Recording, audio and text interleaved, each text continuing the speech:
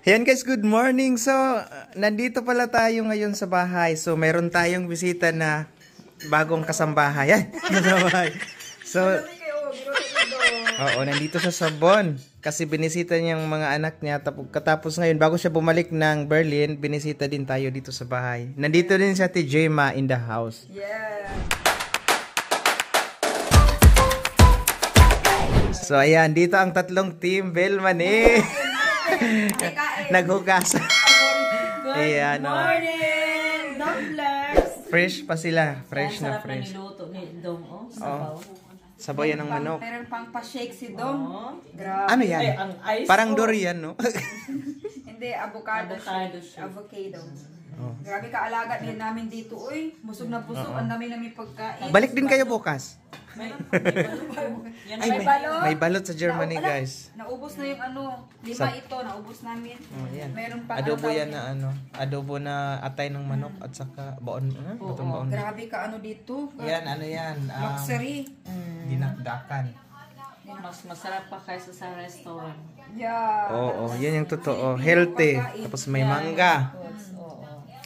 So, anong mga show ninyo ngayon? Mga show. So, uuwi na sa Berlin. Ate Gemma din, mag-uwi na din siya. Uwi na rin ako. Kasi bukas pala, ano na ng mga bata, no? School na. School na. Tapos na yung bakasyon. Sarap. Sarap ito Dong, Avocado. Healthy yan. Beef, ilagay mo na yan sa tinapay Dong. Para siyang Palaman. palaman. Okay, masarap din yung kainin agad. Uy. Anong lasa, friend? Sarap siya? Yeah, sobra. Ang ano tayo mag-share. Sige. Pagkauna kasi, sayang ko ano pa siya. Mainit pa.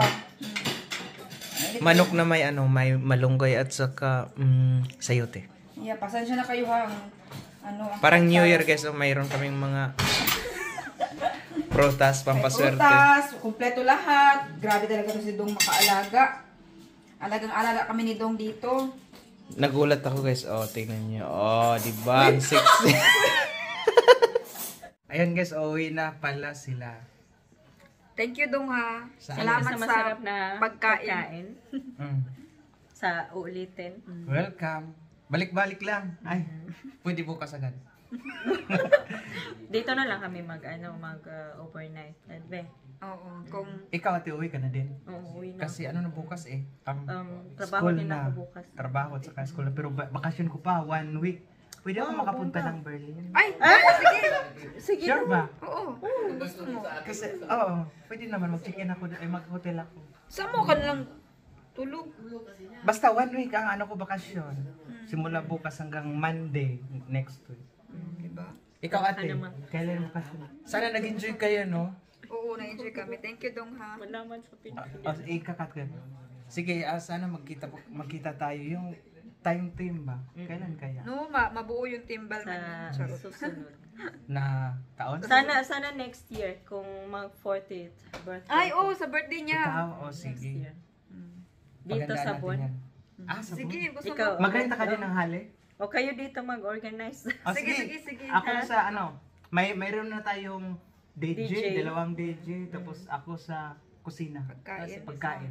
Sige. Ano pa kailangan? Yun lang. Yun lang. Ako mag-MC. Joke lang. So, ayan. Friend, enjoy sa Berlin. Thank you. See you Sasayaw next pala time. ako, sasayaw. Sige. Okay. Sige, yung ibang Timbel man ipaki-comment kung anong gusto nyo. Oo, anong mga gusto ninyong i-perform nyo. gagawin. Okay. Surprise Thank you. na lang, surprise. Bye-bye, Dong. Bye-bye ka na. Bye, thank you, Dong. Ingat ka dito. Tsaka ingat Sanay din na kayo po sa ako hindi biyahe. Thank you. ingatan. Sanay na ako hindi iniingatan.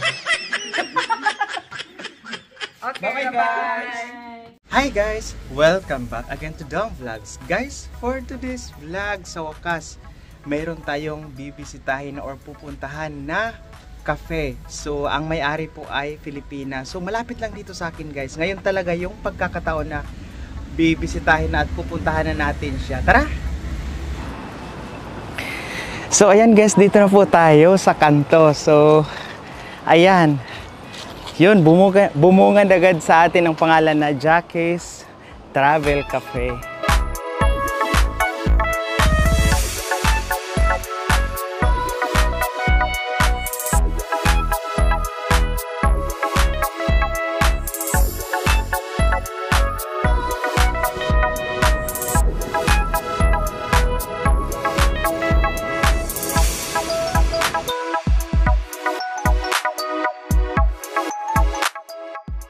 Ayan, dito na tayo. Hello! Ay, yan ata si Ma'am Yan ata si Ma'am Jackie. Hi, Ma'am Jackie. Ay, sa loob pala. Ay, guys, yan pala si Ate Josie. Ayan, ate. Kanina ka ba dito? Oo. Kaya nandito ako kasi nandito si ate.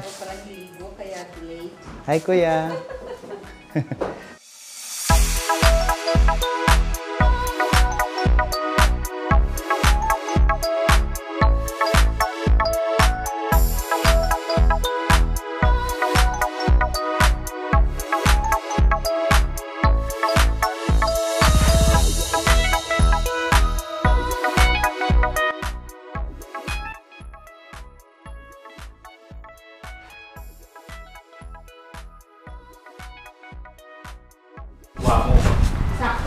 So, ayan nga guys, papasok na tayo sa Jackie Travels Cafe. And Jackie Travel. Oh, Jackie Travel. Hi ma'am, good morning. Hi! Hello! Ayan. Parang ito ata si Ma'am Jackie. Ako nga. Di ba? Hindi ako nagkamali. Gusto ko kitang tanungin sa mga services mo na ino-offer mo dito sa mga kababayan nating Pinoy dito sa Bonn. So, syempre, ano yung mga ino-offer mo dito? Yes, ang ino-offer ko, yung main business ko is talaga yung travel agency. And then dito kasi, nag-idea lang ako sa travel cafe kasi pag may pumupuntang mga clients, nagpapabook or nagpapa-remit ng transfer ng money, gutom. So, sige, go na. So, mag-ano tayo ng cafe. So, ayan. So, tayo din ako ng cafe dito na may pagkain. Yeah, so talagang lutong bahay. Maganda. Mama ko nagluluto, so talagang pambahay siya. Masarap. So ano yung mga inano mo dito? Mga in-offer maliban sa cake? Yan, meron kaming cake, classic German cake ang ino-offer ko kasi maraming dito namamasyal. Malapit kasi kami sa Rhine, kaya classic German cake, Deutsche Kuchen, ang ino-offer ko. Meron din kaming apple cake. Nagva-variate lang siya, depende sa season. So, today we have carrot cake, cheesecake, and apple cake. Ayun, tapos meron din akong mga siopaw or empanada, cookies, ganon yung mga for merienda. Yeah. Maganda kasi para halimbawa ako magpadala ko dito ng pera habang nag-aantay dahil sa pila, uupo muna dito at saka magkakape. Tama, di ba? correct. Magandang Yeah. idea 'yon. So, maliban doon, ano pa yung ano mo talaga sabi mo kanina na meron ka yung main mo talaga na business? Yeah, travel agency. Travel agency. Oo, nag-work ako for about 11 years sa travel agency. So, after nag-corona, nagtayo na ako ng own business ko. So, ayun, marami nang gustong lumipad.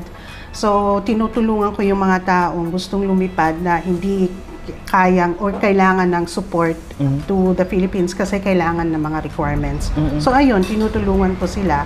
Doon nag-start yung business ko as travel agent. So, halimbawa, gusto kong pumunta ng Pinas, gusto kong magpa-book sa'yo or kung gusto kong mag-book personally, ako na yung mag-book, saan yung maka-discount ako? Yung ako yung mag-book sa sarili ko or kung pumunta ako sa'yo, meron konting discount or ano ba? Ano yung pagkakaiba ng gano'n? Pwede kang pumunta sa akin kasi may mga, how do you call it, yung profits, hindi profits, yung mga faucets, yung, makaka-discount ka sa flight kasi ang ino-offer ko mostly ay mga balikbayan flights. So talaga Pilipinas na para sa mga Pilipino na uuwi sa kanilang bansa. At hindi rin sa Pilipinas, sa India, sa Africa, sa Latin America, lahat international. So lahat ng uuwi sa kanyang bansa ay meron special tariff, meron silang mas malaking bagahe na hindi makukuha sa internet. Or yun. Tapos, yun ang profit kung magbubuka sa akin as travel agency. Tutulungan kita kung anong best price. Uuwi ako ng January. Pwede mo ako matulungan? Sige, tulungan kita. Ay, nasabi ko uuwi ako. Surprise, sana yan.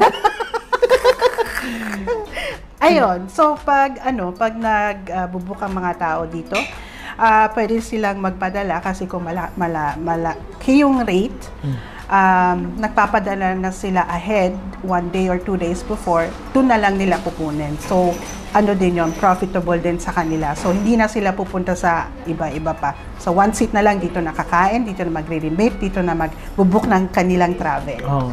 Ayan guys, narinig nyo, nag-ano din si Ate Jackie dito ng yung padala, remittance. So, di ba ano kayo ng BPI? Yes po, agent ako ng BPI. Nakapadala ko noon sa Bad Godesberg, nung nandun pa kayo. So, ang bilis lang, no? Yung pagpadala mo. Tapos maganda yung rate nila dito lagi. Ngayon, naglalaro nga 62 plus, no? Opo. Nakita ko sa ano nyo. Yun, guys. So, yun yung ano nila dito, yung services. Meron silang cafe, at saka nagbubuk ng ticket, meron silang travel agency, at saka remittance. Sa mga dito sa Bonn na malapit dito na hindi pa nakakaalam, dito sa Jackie Travels Cafe at saka Jackie Travels. Ayan. So, maraming salamat sa pagpa-unlock ng interview, Ate Jackie. Kailan kayo dito nagsimula sa area na to? Nagsimula ako dito sa area na to at last 1 year na kami dito. 1 year na, yes. Lumipat ako dito na unang travel agency ko. So for travel agency, hindi ko naman kailangan ng malaking room. So ang inisip ko, 1 month after, gawin kong kapihan ito. Kasi before ako nag-move dito, kapihan talaga siya. So kaya yes, dito lang kasi ako nakatira. So lagi silang maraming nagko-coffee drinkin dito. So, naging cafe na. Last November. Yes. So, bali dati, iba yung may-ari, yung nag-rent dito? Yeah, iba. Before, kasi yung cafe dito, nag-corona kaya nag-close, tapos naging Corona Centrum, tapos ako na nag-overtake. Maganda naman, no? Yeah. Maganda yung area mo kasi medyo, hindi, tamang-tama yung laki niya. At saka sa labas, pwede pag summer, pwede din kumain doon sa labas. Yun yung maganda. O, di ba? Guys, sa harapan, Reve. Kung ano yung kulang sa kusina, mabilis lang tumakbo. So ngayon, ate, imbitahan mo na yung mga kababayan natin dito sa Bonn o sa iba't ibang panig ng Germany siyempre, minsan yung iba pumupunta dito sa Bonn, nag-tourist or nag-visit lang. Yung opening hours mo dito? Opening hours namin is office hours, which is travel agency and PPI. Open from Monday to Saturday. Monday to Friday, open 10 to 6 p.m. So half day ang Saturday from 10 to 3 p.m. lang. So, ang cafe naman is usually dito sa Germany is close every Monday. So, Sunday open ang cafe until Saturday. Kumbaga ano ba yun talaga sa law ng Germany na close every Monday? Yes. Yun pala yun. Yeah, yun nung kasi maraming kumakain sa restaurants ng weekend. Ang mga restaurants kasi kailangan mag-organize again, shopping, magluto, maglinis sa kanilang restaurant, kaya Mondays ang ginagawa nilang close day.